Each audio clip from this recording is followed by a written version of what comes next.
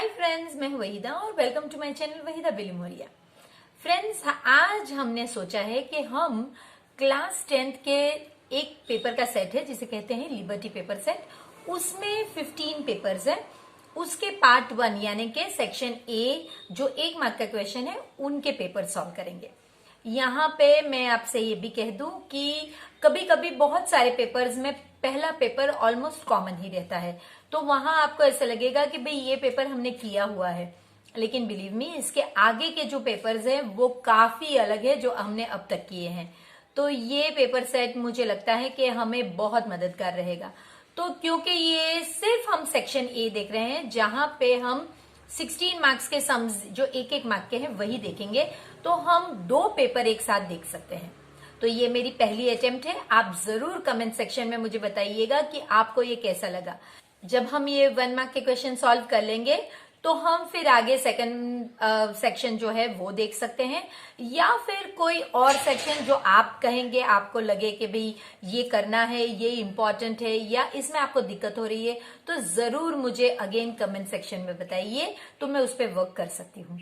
तो चलिए शुरू करते हैं 2 पेपर्स यानी कि पेपर 1 और पेपर 2 के सिर्फ सेक्शन ए से। Welcome dearest children. जैसे हमने डिसाइड किया है section A of paper number 1 आज हम करने वाले हैं जो 1 मार्क के हैं, जिसमें पहले हम ट्रू और फॉल्स देखेंगे। तो फ्रेंड्स, ये एक पोलिनोमियल आपको दिया गया है और आपको कहा है कि इसकी डिग्री है 3। तो नॉर्मली पोलिनोमियल कैसे होते हैं फ्रेंड्स, जिनकी डिग्री जो पावर है हाईएस्ट पावर वो पहले होते हैं। ये नॉर्मल इस तरीके से लिखे गए, लेकिन किसी भी पोलिनोमियल की डिग्री उसके हाईएस्ट पावर से पता चलती है। तो देखिए यहाँ पे हाईएस्ट पावर हमारे पास 3 है और यही यहाँ पे कहा गया है कि ये पोलिनोमियल की डिग्री है 3, तो बराबर है, हमारे लिए भी 3 ही होनी चाहिए, तो ये ट्रू है। फॉर्मूला फॉर डिस्क्रिमिनेंट, तो डिस्क्रिमिनेंट यानी b² - 4ac, बिल्कुल यही राइट फॉर्मूला है जो हमारे लिए ट्रू है। अब आपसे कहा गया है कि 333 इज एन एपी। आप कहोगे ये कैसी सीरीज है एपी की? देखिए यहाँ पे ए चाहे कुछ हो, लेकिन D1 जो है ये आपका A2 - A1, यानी कि देखिए ये A1 है, A2 A3। किसी जगह पे इसे T1 T2 भी कहते हैं, वो दोनों चीज सेम ही है फ्रेंड्स। तो देखिए ये है आपका 3 - 3 यानी कि 0। D2 चेक कीजिए, D2 A3 - A2 है, ये भी 3 - 3 0। अगर आपके D1 = D2 है तो फिर ये सीरीज एपी में है। बिल्कुल हमारे D1 = D2 ही हुए हैं, तो ये सीरीज हमारे लिए एपी में ही है। इसके बाद cos 45 = 1/√2। फ्रेंड्स, ये बहुत जरूरी है कि आप पेज नंबर 185 अपनी टेक्स्ट बुक का लर्न कीजिए। वहां पे आपको पता चलेगा कि बिल्कुल राइट है, cos 45 1/√2 ही है, और साइन के लिए अगर पूछा गया होता तो भी ये राइट ही है, 1/√2 ही है। तो इसके लिए फ्रेंड्स आपको टेबल देखना होगा पेज 185 पे। आपको मीन दे दिया गया है, x बार जो होता है मीन 25 है, और आपके लिए जो मोड है वो 25 है, आपको मीडियन ढूंढना है। तो फ्रेंड्स आप देखोगे कि आपके पेज नंबर 286 पे एक फॉर्मूला दी गई है कि 3 मीडियन = मोड + 2 मीन। ये हमारे लिए शॉर्ट सम्स के लिए बहुत इंपॉर्टेंट है। तो अगर आपको मीडियन ढूंढना है तो मीडियन = z + 2x/3। अब आप वैल्यूज डाल दीजिए, 25 + 2 × 25/3। सो ये हो गया आपका 75/3 यानी कि 25। तो 25 आपका आंसर होगा। अब आपको पता है कि PA + PA' हमेशा 1 होता है। ये फॉर्मूला एक की प्रोबेबिलिटी और उसके कॉम्प्लीमेंट की प्रोबेबिलिटी हमेशा मिलके 1 होती है। अब आपके पास जो 7th सम है इसमें कहा गया है the probability that 1 card drawn at random. आपको एक ही कार्ड ड्रॉ करना है और वो भी 52 कार्ड्स में से, और वो भी किंग ऑफ रेड होना चाहिए, रेड कलर, और वो भी किंग। तो आपको पता है कि भाई टोटल कार्ड्स जो है, पता नहीं क्या लेकर आई है ये, टोटल कार्ड्स जो है ये आपके 52 है, यानी कि n आपका 52 है, और आपका जो प्रोबेबिलिटी है एक कार्ड ड्रॉ करना है, लेकिन किंग होना चाहिए रेड कलर का। तो हमारे पास रेड कलर के 2 किंग है, किंग ऑफ डायमंड और किंग ऑफ हार्ट्स। तो m आपका 2 हो गया। तो प्रोबेबिलिटी आपकी कितनी होगी, m/n, यानी कि 2/52, 26, 1/26, ये आपकी प्रोबेबिलिटी होगी। इसमें ऑप्शन दिए गए थे लेकिन मैंने लिखा नहीं था ताकि हम सॉल्व करके देखें। अब जो इसी में हम लास्ट देखते हैं, इफ आपको ये 2 इक्वेशंस दिए गए हैं, आपको x + y की वैल्यू ढूंढनी है। सो ये आपका 17x + 23y = 40, 23x + 17y = 80। कभी कभी फ्रेंड्स क्या होता है ना कि आपको ऐड ही करना है, सिर्फ कि बहुत सारी बुक्स में से जो पहला पेपर होता है वो नॉर्मली सेम ही होता है। तो बन सकता है ये पेपर ऑलरेडी हमने आगे सॉल्व किया हो किसी और पेपर में, तो ये पहले पेपर में बन सकता है, बाकी के पेपर अलग ही होंगे एकदम। तो देखिए आपको x + y की वैल्यू 3 मिल गई है। If one of the solution, इस इक्वेशन का एक सॉल्यूशन ये है, इसका मतलब ये x है और ये y है, तो आपको 8x + 5k = 18y, इसमें x की वैल्यू 1 डालनी है और y की वैल्यू भी 1 डालनी है। तो 5k = ये 18 1 = 18 और ये 8 इस साइड पे, तो 5k = 10, k = 10/5, k = 2। तो ये आपकी वैल्यू आ गई। इसके बाद द डिस्टेंस बिटवीन 2 पॉइंट्स, देखिए अब आपको डिस्टेंस, ये 2 पॉइंट है, यानी कि इस तरह से ये 2 पॉइंट है A और B, ये 2 और 3 और ये 4 और 1, इन 2 के बीच का डिस्टेंस ढूंढना है। तो आपको पता है ये डिस्टेंस फॉर्मूला ही अप्लाई करनी होगी, x1 - x2² + y1 - y2²। अगर x2 - x1² भी लिखते हैं तो भी वो राइट ही है, क्योंकि स्क्वायर होने के बाद वो पॉजिटिव ही होने वाला है। 2 - 4² और दूसरी ब्रैकेट में 3 - 1²। सो ये आपका -2² या +2², आंसर प्लस ही आने वाला है। So that is equal to 2² + 2², that is equal to 4 + 4 8। So √8 का मतलब है 2√2। 2√2, इसमें दूसरा कोई यूनिट दिया नहीं गया है, तो 2√2 ही आपका आंसर होगा। अब ये एक इंपॉर्टेंट चीज है फ्रेंड्स, tan² θ - sec² θ, इसकी वैल्यू आपको डालनी है। लेकिन आपको पता होना चाहिए कि आइडेंटिटी क्या है हमारी। आइडेंटिटी आपकी है कि sec² θ - tan² θ 1 है। अगर आपको, ये तो बिल्कुल इसका उल्टा ही है, तो आप इसे अगर मल्टीप्लाई बाय -1 करेंगे तभी ये -sec² θ + tan² θ = -1। अब आप देखिए यही चीज है, सिर्फ लिखा हुआ है इस तरह से है। सो आप देख सकते हैं कि -1 ये ओरिजिनल आइडेंटिटी के बिल्कुल उलट साइन है, तो यहां पे आंसर -1 होगा। ये सम पता नहीं कितने पेपरों में पूछा गया है कि द एंगल बिटवीन टेंजेंट्स, यानी कि अगर इस तरह से एक सेंटर O वाला है और यहां से ये जो एंगल बनाता है ये A, B और P, ये एंगल आपका 80 है।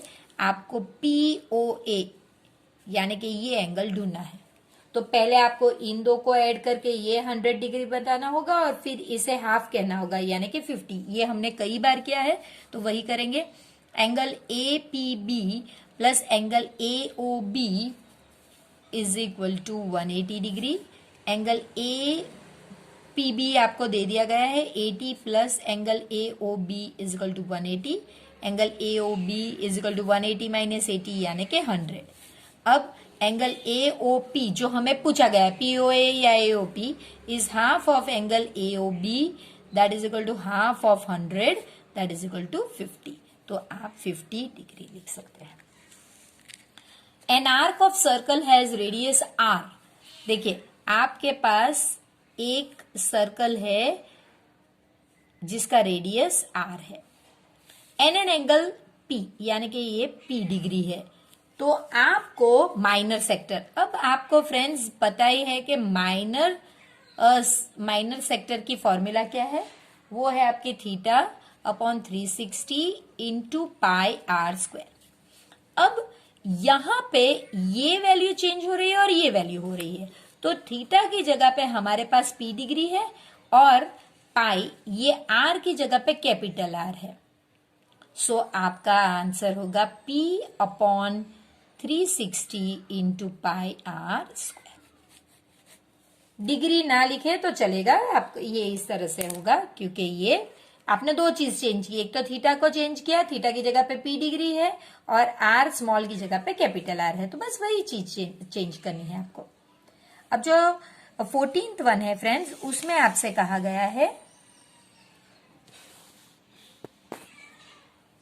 कि वॉल्यूम आपको ढूंढना है हेमिस्फीयर का, उसका जो एक हेमिस्फीयर है जिसका रेडियस 7 सेंटीमीटर है, इसका वॉल्यूम ढूंढना है। तो ये तो सिंपल है, सिर्फ फॉर्मूला लगाइए। वॉल्यूम ऑफ हेमिस्फीयर क्या होता है, क्योंकि हेमिस्फीयर है तो 2/3 पाई आर क्यूब। सो 2/3 इंटू 22/7, अगर पाई की वैल्यू नहीं दी गई है तो हमें पता है कि हमें यही लेना है। सो इसका आंसर है 2156/3, यानी कि 718/2/3 सेंटीमीटर स्क्वायर। ये सम भी आगे हमने करा हुआ है। जो फ्रेंड्स हमारे साथ आज नए जुड़े हैं वो हमारे आगे के वीडियोस चेक कर सकते हैं, जहां पे हमने 7 पेपर सॉल्व किए हैं, पूरे ही पेपर्स, तो वहां पे वो देख सकते हैं। ये भी बहुत सिंपल है जो हमने आगे किया हुआ है, कि जिसमें आपको एक डाई थ्रो करनी है और प्राइम नंबर आना चाहिए। तो फ्रेंड्स डाई में आंसर 1 to 6 आ सकते हैं, यानी कि आपका n 6 है। वहां पे प्राइम नंबर आने की प्रोबेबिलिटी 2, 3 और 5, ये 3 ही प्राइम नंबर आ सकते हैं, तो m3 है, तो प्रोबेबिलिटी m अपॉन n यानी कि 3/6 यानी कि हाफ होगी। If the probability of Ramesh for winning a match is this much, तो देखिए PA आप रमेश को विन कराते हैं तो उसकी प्रोबेबिलिटी, PA प्रोबेबिलिटी दी गई है फ्रेंड्स 48 है, तो PA डैश क्या होगा, इसका कॉम्प्लीमेंट है, तो वो रमेश ना जीते उसकी प्रोबेबिलिटी है डज नॉट विन। तो वो कितनी होगी फ्रेंड्स, तो वो आपको पता ही होना चाहिए कि PA और PA डैश मिलके हमेशा 1 होते हैं। ये आपका अगर 48 है 0.48, तो ये ढूंढना तो काफी इजी होगा। आपको सिर्फ PA dash is equal to 1 minus 0.48 that is equal to 0.52, ये उसके ना जीतने की प्रोबेबिलिटी है। तो जीतना और ना जीतना ये दोनों एक दूसरे के कॉम्प्लीमेंट होते हैं और इनका टोटल प्रोबेबिलिटीज का 1 ही होना चाहिए हमेशा। इसी तरह अब हम पेपर नंबर 2 देखेंगे। सो इन ऑल टोटल हम इस वीडियो में 32 क्वेश्चंस देखेंगे 1 मार्क के। तो ये पेपर में आपको पहला क्वेश्चन पूछा गया है, if PK is equal to 0 then real number K is 0 of polynomial. अगर P से कोई भी वैल्यू से P को सॉल्व करने पे, कोई भी पोलिनोमियल हो, अगर इसे जो भी वैल्यू पे सॉल्व करने पे अगर आंसर 0 आता है फ्रेंड्स, तो फिर ये 0 ही है, 0 ऑफ पोलिनोमियल ही कहा जाता है। तो ये तो कहा गया है, यहाँ पे ये K है, तो K 0 है ये कहा गया, तो वो ट्रू ही है friends. For any quadratic equation ax² plus bx plus c is equal to 0, if b² minus 4ac is less than 0, then two roots are real and distinct. Friends ये फॉल्स है इसके लिए कि इसमें 3 चीज हो सकती है, या तो b² minus 4ac is equal to 0 हो सकता है, या b² minus 4ac greater than 0 हो सकता है, या b² minus 4ac less than 0 हो सकता है। अगर वो इज इक्वल टू है तो 2 सेम या आइडेंटिकल रूट्स होंगे, अगर वो ग्रेटर देन 0 है तो 2 डिफरेंट रूट्स होंगे जो रियल एंड डिस्टिंक्ट होंगे, और अगर वो लेस देन 0 है तो फिर नो रूट्स होंगे, उसके रूट्स ही नो रियल रूट्स होंगे, जबकि यहां तो कहा गया है कि 2 रियल डिस्टिंक्ट रूट्स, तो वो पॉसिबल नहीं है। लेस देन 0 है, इसका मतलब no real roots possible. If A, B and C in AP, then B is called the arithmetic mean of A and C। तो फ्रेंड्स ये कैसे हुआ, देखिए A, B और C, ये जो बीच का नंबर है AP में, तो ये हमेशा B will always be equal to A plus C by 2। अगर आप चाहें तो इसकी आप एक सीरीज देख सकते हैं, जैसे कि आप ले सकते हैं 2, 6, 10, ये सीरीज है। तो A आपका 2 है, B आपका 6 - 2 यानी कि 4 है। चलिए अब हम देखते हैं कि अगर मुझे A2 ढूंढना है तो 2 + 10/2, तो देखिए 2 + 10/2, तो ये हो गया 12/2, तो ये हो गया 6। देखिए 6। आप अगर मिडल टर्म इस तरह से ढूंढना चाहें तो वो ढूंढ सकते हैं। इसका मतलब क्या है कि वो अरिथमेटिक मीन ही है, तो वो ट्रू होगा। अब कोसेक 45 इज 1/√2। फ्रेंड्स ये हमें पता है कि कोसेक जो है वो साइन 45 का इनवर्ट, यानी कि कोसेक इज, अगर साइन 45 है तो 1/कोसेक, और इसी तरह कोसेक होगा तो वो 1/साइन 45 है। अब फ्रेंड्स साइन 45 1/√2 तो है, तो कोसेक तो ये हो जाएगा √2/1 यानी कि √2, और यहां पे दिया गया है 1/√2, तो इसके लिए ये फॉल्स है। ये भी जरूरी नहीं, अगर आपको पेज 185 अगर आता है तो ये करना भी जरूरी नहीं, वहां पे क्लियरली दिया ही गया है कि कोसेक 45 इज √2। अगेन ये वही सम है जो हमने आगे के पेपर में भी देखा कि z की वैल्यू दी गई है, मीन की वैल्यू दी गई है, आपको मीडियन की वैल्यू पूछी गई है। तो again median 3 median is equal to z + 2x bar, values ही डालनी है, z + 2x bar upon 3। So z आपका 24, 2 × 18 अपॉन 3, 24 + 36 अपॉन 3, सो दैट बिकम 60/3, सो 20। तो ये आपका आंसर होगा 20। इसके बाद next one, probability of any event is dash और less than that non negative value. तो डेफिनेटली वो एक नॉन नेगेटिव वैल्यू हो गई, यानी 0 लेस देन इक्वल टू कोई भी probability less than equal to 1, यानी कि वो हमेशा 1 या उससे कम ही होगी, तो ये आपका आंसर होगा 1। देखिए यहां पे भी वो नॉन नेगेटिव है, तो ये तो आपको बताना ही नहीं है क्योंकि वो 0 से ज्यादा है ये बोल दिया, तो वो इससे कम ही होगी, लेस देन दिया गया ना, इक्वल और लेस देन, तो 1 ही होगी। अब ये बहुत इंटरेस्टिंग है, probability of getting 81 marks in a question paper which is in your hand. तो फ्रेंड्स क्वेश्चन पेपर जो हमारे हैंड में है एग्जाम का वो 80 मार्क्स का है, तो उसमें से 81 मार्क्स आना तो मुश्किल है, तो इसलिए प्रोबेबिलिटी होगा, ये होगा इम्पॉसिबल इवेंट, इम्पॉसिबल इवेंट होगा। क्यों? क्योंकि 81 इज ग्रेटर देन 80, ये मार्क्स से ज्यादा तो मुझे मिल ही नहीं सकते, इसलिए इम्पॉसिबल इवेंट की प्रोबेबिलिटी हमेशा 0 होती है। अगर आप चाहो भी तो आप इस तरह से लिख सकते हैं 0/80 दैट इज इक्वल टू 0। हाँ आपके 0 मार्क्स आ सकते हैं, उसकी प्रोबेबिलिटी 1/81 हो सकती है, लेकिन सॉरी यहाँ पे 81 आएगा। क्यों 81 आएगा फ्रेंड्स? क्योंकि किसी बच्चे के 0 मार्क्स भी आ सकते हैं, 1 to 80 तक मार्क्स आ सकते हैं, तो ये टोटल 81 हो गए, तो 0/81 आ सकते। ये आपको 2 इक्वेशन भी दिए गए हैं, लेकिन आपको सबट्रैक्ट करना है, याद रखिएगा। सो 2x + 3y is equal to 7 और 3x + 2y is equal to 3।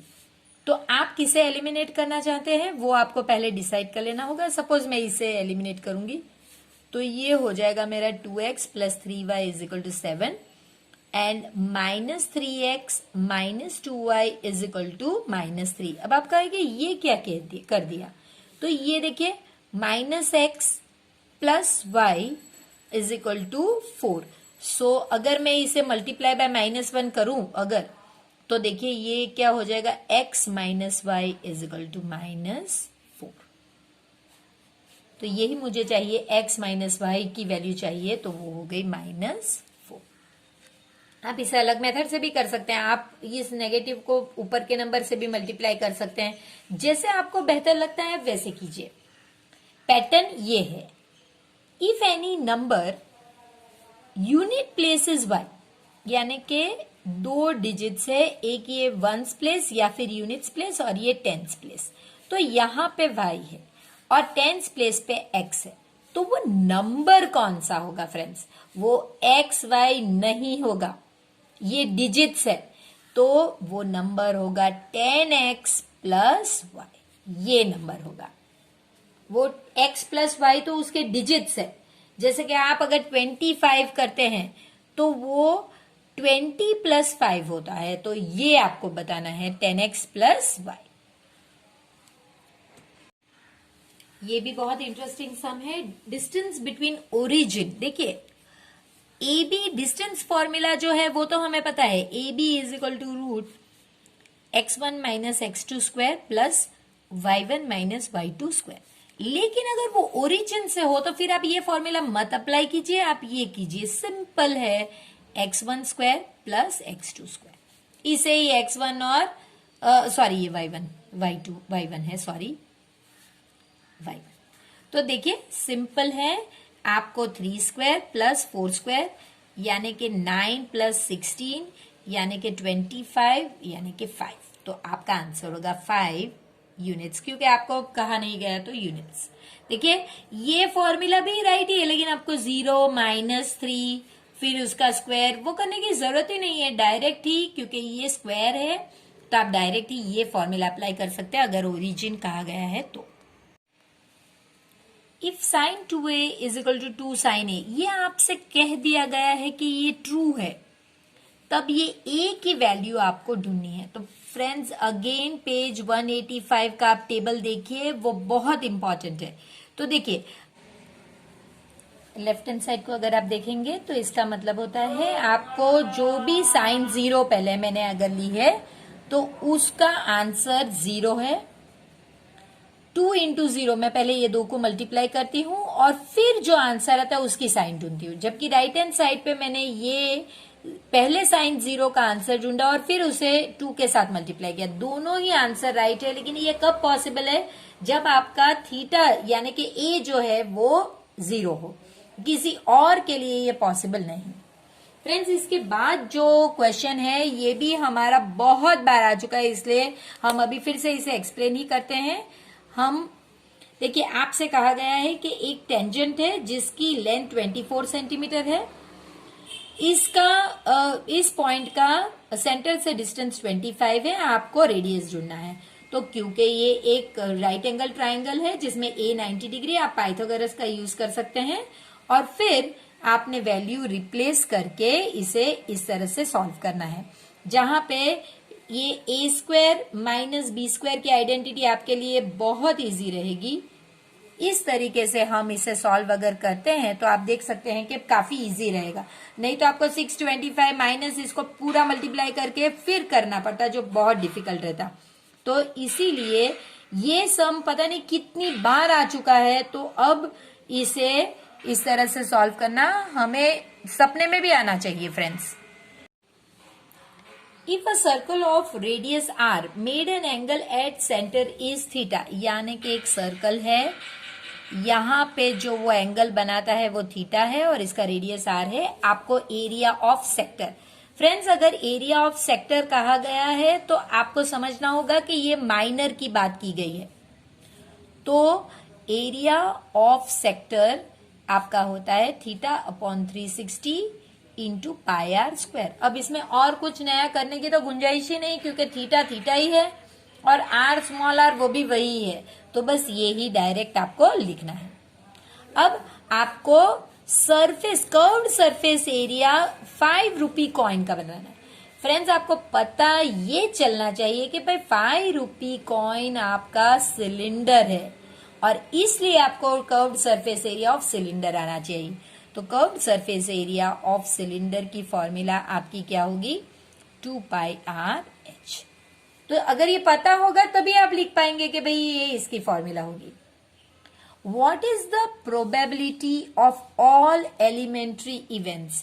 अब देखिए, all का मतलब है सिग्मा, और यानी कि आपको सिग्मा PA ढूंढना है। फ्रेंड्स, सभी एलिमेंट्री इवेंट्स की प्रोबेबिलिटी कितनी होगी, सारी ही प्रोबेबिलिटी जब आप प्लस करोगे तो आंसर हमेशा 1 आना चाहिए। तो ये इसका मतलब है कि सारी एलिमेंट्री प्रोबेबिलिटी के सम कितना होगा।